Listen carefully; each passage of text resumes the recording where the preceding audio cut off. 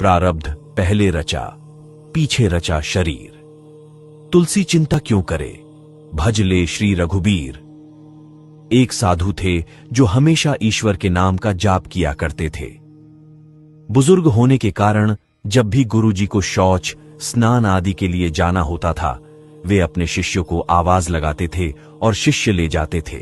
धीरे धीरे कुछ दिन बाद शिष्य 2-3 बार आवाज लगाने के बाद भी कभी आते, कभी और भी देर से आते।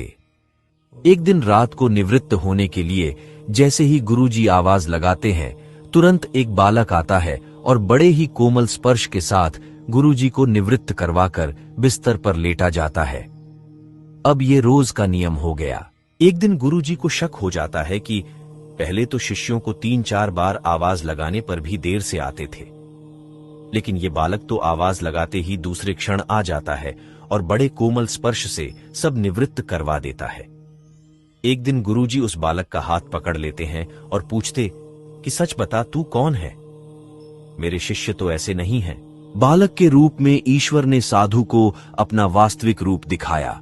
साधु रोते हुए कहते हैं, हे प्रभु, आप स्वयं मेरे निवृत्ति के कार्य कर रहे हैं। यदि आप मुझसे इतने प्रसन्न हो तो मुझे इस कष्ट से मुक्ति ही दे दो ना। प्रभु कहते हैं, प्रत्येक व्यक्ति को उसके कर्मों के अनुसार जीवन मिलता है और वह अपने कर्मों का फल भोगता रहता है। यही कर्म फल का सिद्धांत है। प्रारब्ध का अर्थ ही है कि पूर्व जन्म अथवा पूर्व काल में किए हुए अच्छे और बुरे कर्म जिसका वर्तमान में फल भोगा जा रहा हो। साधु कहते हैं कि क्या मेरे प्रारब्ध आपकी कृपा से भी बड़े हैं? क्या आपकी कृपा मेरे प्रारब्ध नहीं काट सकती है? ईश्वर कहते हैं, प्रारब्ध 3 तरह के होते हैं।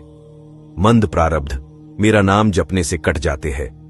तीव्र प्रारब्ध किसी सच्चे संत का संग करके श्रद्धा और विश्वास से मेरा नाम जपने पर कट जाते हैं, किंतु तीव्रतम प्रारब्ध भुगतने ही पड़ते हैं।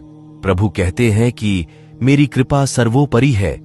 ये अवश्य आपके प्रारब्ध काट सकती है, लेकिन फिर अगले जन्म में आपको ये प्रारब्ध भुगतने फिर से आना होगा। यही कर्म नियम है।